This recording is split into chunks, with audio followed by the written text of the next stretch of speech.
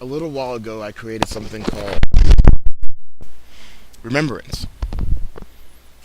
And in Remembrance, it was the idea that, and the title's kind of confusing, but try to follow my train of thought here. In the series of Remembrance that I created, I'm saying goodbye. I'm saying goodbye to things I need to say goodbye to, things that I have to just let go. Things that I just have to get over. And I think the first one I made was actually for Felicia. Was it for Alicia? Is it either for Alicia or Ashley? Maybe her name was Ashley. That's how well Remembrance was actually working. I actually kind of, it allows me to kind of block those people out of my head. Um, but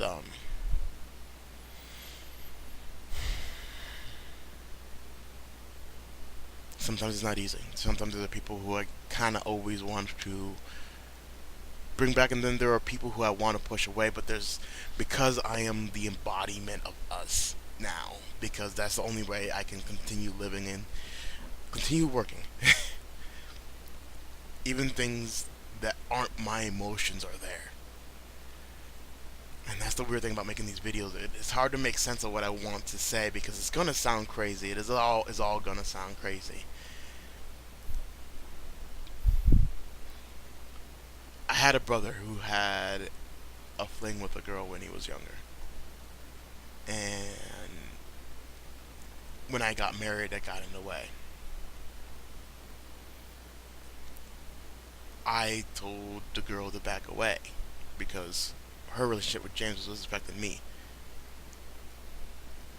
And she did. Even her boyfriend did. And it would work, and it didn't work out. Like it was still a car wreck. It's still a wreck altogether, but like, it was a wreck that was over. I'd much rather taking that wreck than had it be worse, but it got worse anyway. And even though, like, they didn't even really have a relationship per se, it was just the fact that she existed, and James was there, and she was there. And I've been meaning to make a remembrance video for her, for James, to say like, hey, I'm done with this entire chapter of things that messed up my life, my marriage, my everything.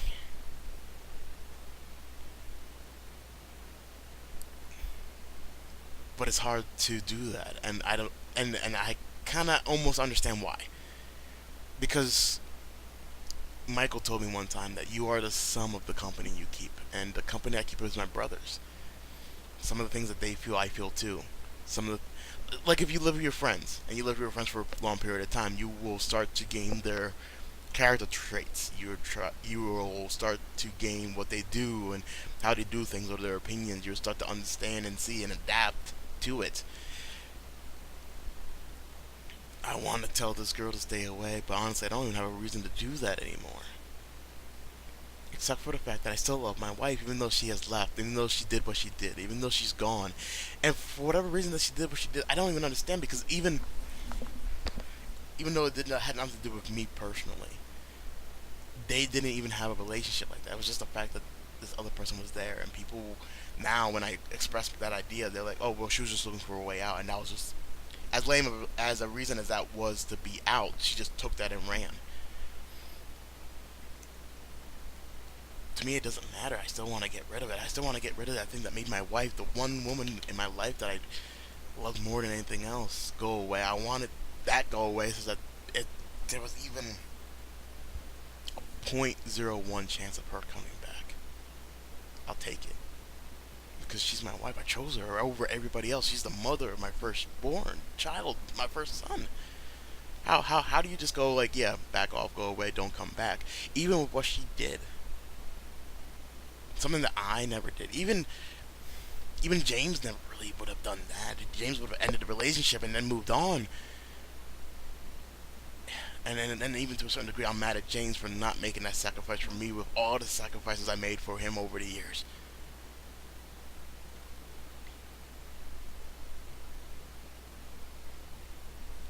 I need to be able to let people go.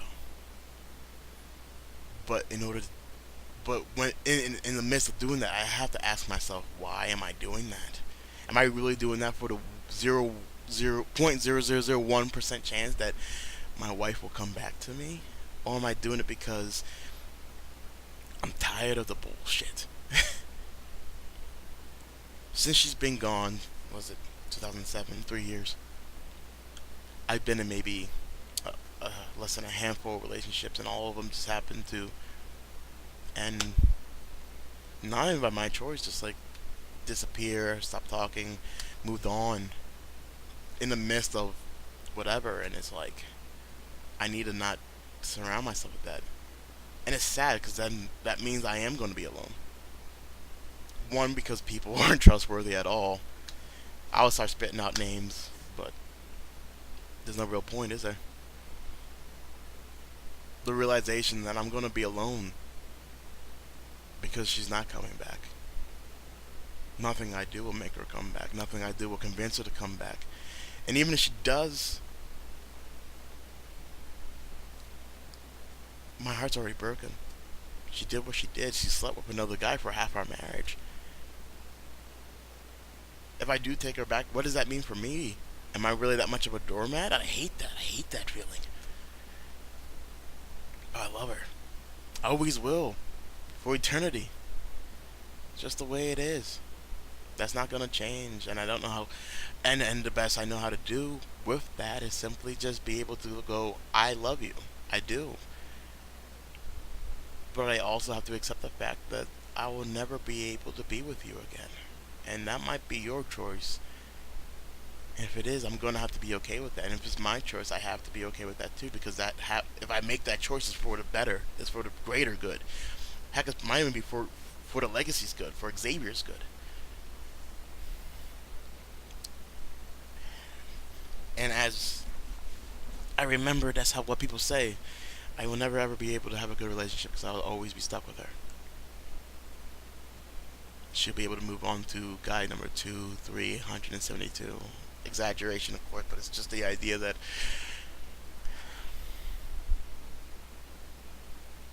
I'm gonna be alone as she moves on from person to guy to late location to house. She'll move on, and I'll be here. Hopefully not in this house, not in the tower, but I'll be stuck. I'll be stuck every night dreaming like I have been, haunted by the memories of the family I used to have, of the life I used to have with my wife and my son.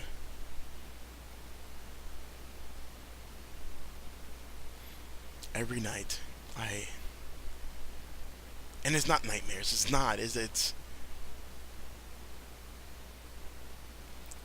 I relive our happy times, like the time that we all watched Daniel Tiger together, or we played with Xavier's blocks, or the time we went to the movies together. We saw Divergence, just me and her, or the time we went down to the underground. She came back so wasted I virtually carried her home. And she came back, and when she sobered up, she spent time with Xavier.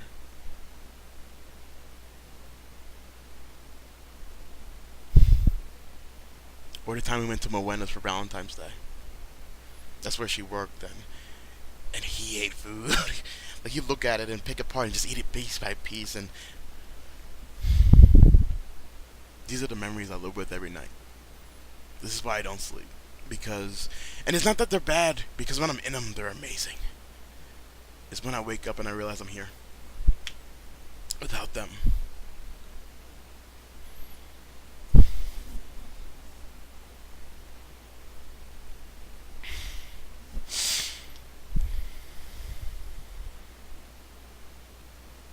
It's the hardest thing to wake up to. The realization that the dream isn't real.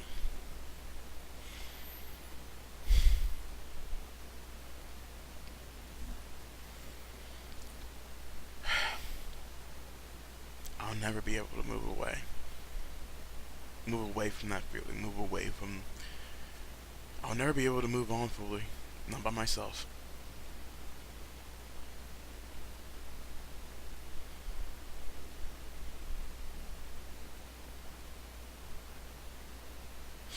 So I am stuck alone. That is my reality. And that's my wake.